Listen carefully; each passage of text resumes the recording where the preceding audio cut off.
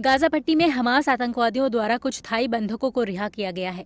बता दें कि थाई बंधकों का ये दूसरा समूह है जिन्हें सोमवार को वापस घर लाया गया। ये जानकारी खुद इजराइल के विदेश मंत्रालय की तरफ से जारी हुई है। जैसा कि वीडियो में देखा जा सकता है, 6 थाई किसान श्रमिक के परिवार बैंकॉक की स्वर्ण भूमि एयरपोर्ट पर अपने प्रियजनों को गले लगाने के लिए दौड़ पड़े। रिहा हुए बंधकों ने थाईलैंड और इजराइल की सरकारों को धन्यवाद देते हुए कहा कि हमें वापस आकर खुशी हो रही है। इजरायली डिफेंस फोर्स के प्रवक्ता डैनियल हगारी ने कहा कि हमारा युद्ध हमास के खिलाफ है, गाजा के लोगों के खिलाफ नहीं।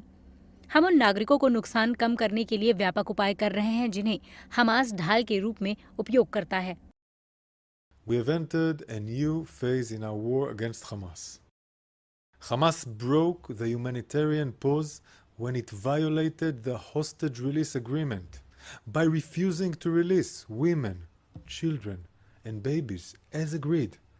Hamas also fired rockets at Israeli homes. It should be clear to everyone by now, Hamas chooses war.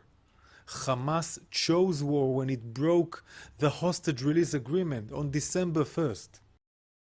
जानकारी के मुताबिक थाईलैंड के श्रम मंत्रालय के अनुसार लौटने वालों में से एक को हमास द्वारा पकड़े जाने के दौरान पेट में चोटें आई है।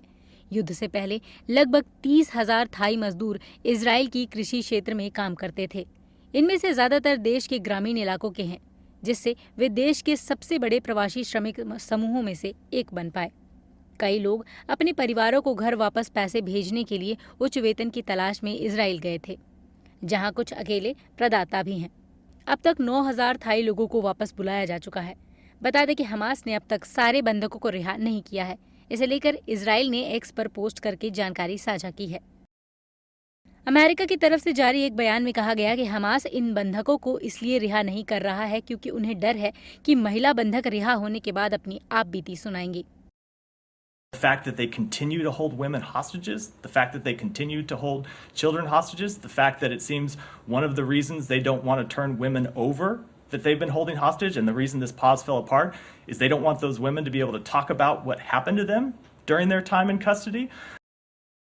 जारी जंग के बीच कई कनाडाई लोगों ने इजराइल के समर्थन में और हमास आतंकवादियों से इजरायली बंधकों को रिहा की मांग करते हुए पार्लियामेंट हिल पर रैली भी की।